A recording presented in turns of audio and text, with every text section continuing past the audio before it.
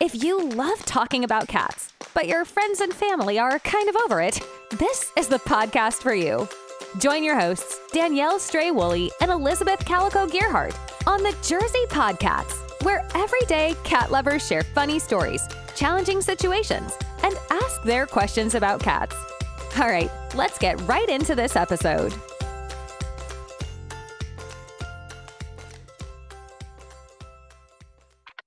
Hi, everybody. I'm Stray, otherwise known as Danielle Woolley.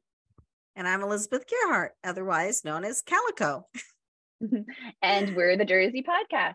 Yes, we're the Jersey PodCats. We are on episode 2 of our podcast. It's been a fun adventure. Thank you for still being here with us. We have a lot of special guests lined up, but for the beginning of this fun time together, we're going to focus on more about Elizabeth and myself, just so you can understand our background and the reasons why we wanted to start this podcast, and really then turn it around to have it go back to you guys, everyday cat lovers who want to share stories, get tips, share tips, or just, connect and create community around cats. Exactly. So last episode, I talked about what drove us to do this, my cat, Max, a rescue kitten. But this episode, we want to talk about how Danielle got interested in this, how her background led her to do this. So as you know, I have a radio show with my husband that's nationally syndicated. It started on iHeart. It's for entrepreneurs. So that was kind of what drove me to it, plus Max's problems. But Danielle has a whole nother backstory that we want to explore today. Sure. So as far as why I'm involved in this podcast is because I was looking for more ways to connect around cats and also to share experiences and knowledge around it, not just of my own, but of all the amazing people I've met through my journey over the last few years of being involved in cat rescue. And it starts even further back than that, with cats kind of popping up into my life and following me around, and some really cool stories of cats that I found and how they got reunited with their family. At the time seemed like a complete coincidence, but now that they've, there's been so many, I really feel like I'm meant to be helping cats in some impact. And I started writing a book, and then I decided, you know what? I love writing. It's just very time consuming. I love talking, in case you didn't pick up on that yet. And, I've been asked to speak for a couple of groups. I've spoken online. I volunteer my time where I can for a couple local animal organizations, as well as help run a local cat rescue right out of, my local town area. And wanting a way to connect all those people. Everybody's trying so hard to, learn cat stuff, and those who aren't maybe are just miseducated about it. I don't claim to be an expert. I know I keep saying that, and I'm going to stop saying it after episode 2. Every time I do, you slap me.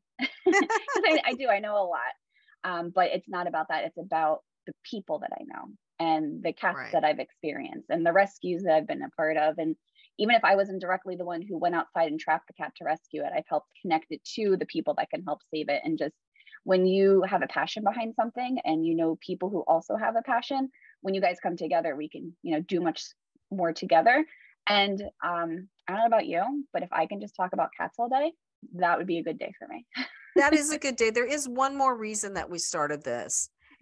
10% of everything we eventually hope to make. We do have a donate button. I don't want to be like, NPR or whatever, beg for money, but we do plan to ask people to donate and to join our group, and eventually maybe pay for the subscription for an insider look at things or something. But off the top, 10% of that is going to cat rescue groups, maybe the ASPCA. We just know we want to give 10% to charities that work with cats. 100%. And we want to support those that want to be part of the community too. So if you recommend a local charity, or it doesn't really have to be local because we're going to be everywhere, we're not just in Jersey, but if you recommend a charity, and we'll take that into consideration, each month we'll pick a different charity that 10% will go to. Thank you for saying that. We probably should have said that at the very beginning, huh? We probably should have. It's just part of something I always do anyway. Even when I was doing my consulting for a while, everything I did, it was all percentage went back to the rescue, or it went back to a children's group, or whatever the nonprofit was that was in the most need at the moment. Right. So we hope that you will help us help support cats, but we also, Danielle has so many stories, and she can connect with people with just about any cat story there is out there. So we do want people to call in or to come on the show and talk about their cat stories. So Danielle, what are some of your favorite cat stories from your background? So one of my favorite ones is actually a reunited story. And it was when I was living in an apartment, which was actually part of a house that was subdivided into apartments. And we lived right on a major road where there was just traffic. I never really had my windows open because it was too noisy, and I'm a light sleeper. Just ask my husband. I complain with any little noise all night long. And for some reason, one night I just happened to notice that there was something outside, or no, actually I had the window open. It was either really hot or really cold. I forget what it must have been really hot. And I had the window open. That makes more sense. Do you guys like how I talk to myself? I'm going to do it quite often, so get used to it. But this cat, like on this busy road, managed to jump into our window, like, and it wasn't even like a real windowsill. It was like a little teeny weeny little ledge. But somehow it just knew, like, this is the window I need to be crying in right now. And we let the cat in. I tried to keep the cat. It was a big fluffy orange one. We named it Kitty. At that time, I was a big fan of Monsters Inc. and how the little girl cartoon character called the big monster Kitty all the time. And at the time, though, my landlord just wouldn't allow it. So, and it was because if they allowed me to have a cat, then the other apartments were going to want to have animals, and they just didn't want to deal with that. And that is also a topic I would love to have for another day, about how many animals are being displaced because landlords and, apartments and all that, they're not allowing people to bring animals with them. So if that's a topic that's important to you, reach out to us through the website. Maybe you can be on and talk about that too. So I begged, I cried, I wanted to keep the cat, and I wasn't allowed to. And so I was calling around, asking around. At the time, it was before social media, so I couldn't really go online and say, hey, whose cat is this? Like you can today. I didn't know what microchipping was. I knew nothing about cats other than it was fluffy and cute, and I wanted to keep it. And so I got connected with, through a local organization that I actually still support to this day. It's called Animal Birth Control Inc., based out of New Jersey. They're another great group to support and get behind because they help offset the cost of spay and neuter for cats and dogs. And they connected me with an adoption center, which was based out of a PetSmart. And the PetSmart wasn't that close to me, but it wasn't terribly far. So, very upset. I go to this place and I call them first, actually, and they say, we're an adoption center. I'm like, but I have this cat and I can't keep it and I don't want to kick it out and I don't know what to do. And at the time, I wasn't educated about shelters either. So just from other people saying, oh, don't call the shelter, they're going to kill it, which is mostly not true, depending on the situation. And so they were like, we can't, like, we need to do adoptions. And I said, I really don't know where to go. I can't bring this cat. And I guess I mentioned somebody's name that they might have known. They said, okay, crying, sobbing lady, bring the cat in. So I drove to the PetSmart to the adoption day. Because I don't know, for those of you who aren't familiar, a lot of the pet stores like PetSmart and Petco and others, they actually have an adoption unit that local rescues can use to adopt animals out. It's a really cool program. So I brought it there and was very upset, hung out for a little while. They're like, it's fine, release the cat to us. We'll take care of it. We'll get it adopted.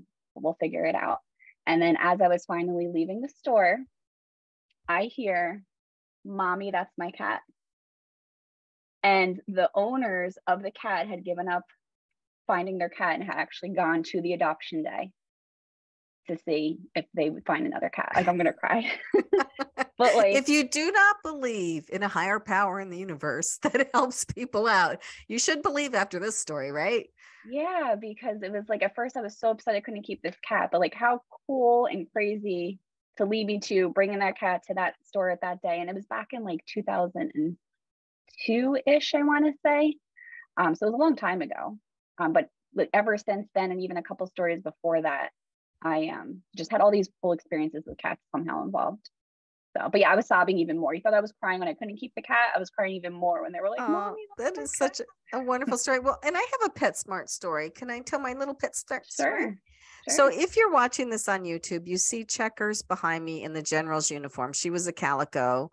She recently passed away, which is why I got Max, the kitten that has problems. She told me it was time to get a kitten. I talked about that last episode. But my daughter, we had promised our daughter a kitten. We had 2 cats already. And they had a pet expo. PetSmart sponsored a pet expo at the PetSmart near us. So we went to the pet expo, and here was this cute little calico, and she had been fixed the day before, and she was 9 weeks old. She was little though, and she was jumping all over the cage, and she was really friendly. And they said, oh yeah, we named her Judge Judy. That's a And very so- cool name.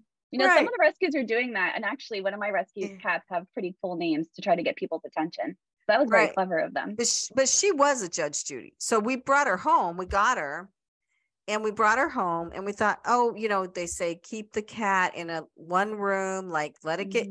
So we tried that. No, she just marched right out with her tail up. She explored the whole house. She found the cat food. She found the litter box. She took over the house from day one. The other two cats never knew what hit them. And Well, yeah, that's pretty cool because not everybody can accomplish that. So she must have been very confident in herself that the other cats were like, okay, all right, you do what you want. well, We're not going to bother you. well, she knew she was a human in a cat's body. She would have conversations with people. She hated other cats, but she loved people. And she was just such an exceptional cat. And everybody that loved cats loved her. And she died of old age last spring. It was heartbreaking. But that was another PetSmart story. So, and then our cat Lily, who you can see with a cup of tea in her hand behind me on the wall. My kids got me these pictures, any portraits done of my cats. We got from a different pet store. I forget which one it was, but it was, again, a shelter had come with Lily and she had been fixed already, which was, you know, it's so much easier if that's already done. Max, of course, I had to do the whole thing with, get him fixed and all the shots and everything. And then my other cat, Cushy, who you can see on the wall, Mercutio, but we call him Cushy. He was actually at a kill shelter. Aww. I know. And he'd gotten there at 4 months old. I think I got him at 8 months old. He was pretty wild. He'd been found in a dumpster behind a Best Buy. And when I got him home, he stretched out on the sofa and stayed stretched out for like 3 or 4 because he's months. been stuck in I can see that. But he's a great cat. And then for a future episode, we had an incident when we had to move. And I had another cat at the time too. Her name was Midnight. She was a black cat that we had episodes with the cats when we moved, but that's for a different episode. Okay. Yeah. I mean, as far as my other cats too. So my first cat that I had when we first moved into our home was an accidental cat, but we now know the cat found me. Where there's a trail behind my house and then there's also a beach. So I'm like in between both, which is very nice. I love where I live, love New Jersey. Shout out to the Bayshore area. And the cat just followed me home while I was like on a walk or a jog or something that day. And the cat just never left. So, Aww. you know, we were going to take it in. We weren't going to take it in. And then my neighbor said, listen, we feel bad. This cat is outside. Like, please take it inside. We don't want it to get hurt outside. And they actually helped chip in to get her spayed and neutered and all of that too, which was really nice. But the cat played me. That cat pretended to be my best friend, rubbed on my legs, was so sweet. And then once we took her in, and I still think maybe it's because of me being the one that took her to get her spay done. That's what I'm going to stick with. Yeah. But I also traveled a ton for business consulting. So I wasn't home that often. Became my husband's best friend, like to the point where I would come in the house, she wouldn't even lift her head up. His car would be coming down the street. She would hear it and go running to the window, waiting for him and like crying for him, like the most adorable thing. So she was an amazing cat. But she got sick and she passed away not too long ago, last year, actually. And then around that time, prior to her passing, I had been on a walk again. So I'm probably not allowed to walk around my neighborhood anymore because most of my cats have to do with being within like a 2-block radius of my house. We were on a walk and I was actually begging my husband for another cat because, you know, Callie was his cat and I wanted my own cat. And no way, you're nuts, not happening. And this was August of 2019. I remember because it popped up in my memories thing the other day where a kitten literally jumped out from underneath the car while we were walking back from the beach. And we just both looked at each other and he was like, I saw it happen too. Like you can't deny it. So it started with, well, I'm just going to take the cat home and check to see if it has a microchip. And this is before I knew anything about rescue and spay and neuter or any of that, or how quickly cats can quadruplicate. And that's a word, look it up, quadruplicate. And so we wound up taking him home and obviously keeping him. And his name is Loki. So he also came for me leaving my house and a cat finding me. And then my next cat is Thor. He was an accidental adoption from the Monmouth County SPCA because I was sad after Calico passed away and I was just kind of scrolling online. And then I accidentally saw him and fell in love with him. And his story is that he was left behind when people moved out of their place with him and 9 other cats. So when the Oh. landlord came back in to clean out and everything, he found all the cats had been left there. Oh. And he was the last one that was completely shut down at the shelter. So I told my husband, I was just going to check on him and I just wanted to go see him. And he came home with me. So that's someone we wound up with too. I'll go into more detail about some challenges I had with him and still have that I think would be beneficial for other people to hear. And maybe they can share some tips for me too. And then I'll just end with my last two were my foster fails, Derek Zoolander and Tony Wonder. I don't know if anybody gets those references. They're both Ben Stiller characters. So Ben, if you're listening, we'd love to have you on the show because my cats are named after you. But yeah, they came from when I was still learning outs of trapping. I studied through YouTube. I actually followed other people around and just said, can I shadow you? I kind of figured it out on my own. I have another story, quite a few stories that I'll be sharing on those topics actually, but they were my first foster and only foster fails because I do not have space to foster any longer, but I do still help out with the rescue and fundraising and the community advocacy. And they came from a block where people were just very nice feeding the cats. And then they started getting sick. They weren't getting spayed and neutered. They started having more cats. And by the time we were done with that one block, we had rescued over 30 cats. Good heavens. And we are very proud to say, though, that most of them got adopted back out, only had to release 2 or 3 of them because at that point they were just too feral from being outside. Right. So I got to ask you though, Danielle. So the only cat I've ever seen come in and try to photobomb our video sessions here is Loki. So really, what is the funniest thing Loki has ever done? Oh my gosh, there's so many, but just for anybody who is looking at the YouTube, this empty spot right here that I'm pointing to did have a really nice The Jersey PodCats sign. And right before we started recording, Loki jumped up and just pushed it right over and then left the room. So that's just today, something he did. But he's really cute. He likes playing hide and seek. So when he wants to play, but he'll hide really badly. Like he'll hide under a chair with like a jacket hanging off of it, but the jacket only goes to here and you just see his tail flipping like this, like, oh, she can't see me. So he loves doing that. And he likes being scared. So like we'll hide around the house and like pop out at each other, which is really cute. But I'll have to give that thought. We have a lot of Loki stories. And I'll actually share one challenge we're having too, in case a caller can call in and help with that, is none of the other cats really have an issue with scratching because I, took the proper steps, got the right toys and, worked with them to make sure they knew where they can scratch, where they can't. So no problems there. With him, I was still traveling a ton and Callie was sick. So we didn't give him as much attention early on when we first rescued him. So he loves to destroy the trim in my house. And my husband is probably still very upset about that. We haven't repaired it yet because he still occasionally does it. So we're trying to like I forget what the word is, redirect get him to stop. Thank you. Redirect him. We should play charades next episode. So, so he's gotten much better at it, but he's still very, very naughty and he scratches our trim, which is awful. Well, we have given up on our sofa. So we didn't get an expensive sofa for our family room because we knew the cats would be jumping up on it and scratching it. But one thing Checkers used to do that was so adorable is my husband would be sitting on the sofa and she would walk along the back of the sofa and he has a little bald spot on the back of his head and she would take her face and rub it on his bald spot and purr. Oh my gosh. It was so adorable. I have video of that still. She was just really the greatest cat, but we want to hear your cat stories too, like that. I mean, cats do amazing things. You even hear about cats pulling people out of burning buildings sometimes. I'm just kidding. Wow. I was going to say, was that Station 19 that I missed? Come on. No, but I have heard of cats like waking people up when something bad is going to happen. So they sometimes do that, but yeah. And I mean, way down when the audience really knows me, I have a couple stories about how my cats really, really helped me in some tough times too. And for sure they sensed that something was wrong and they knew something was up and they really helped out. So. Yeah, they do. So this has been another introductory video. Danielle, is there anything else that you think people should know about you this early on?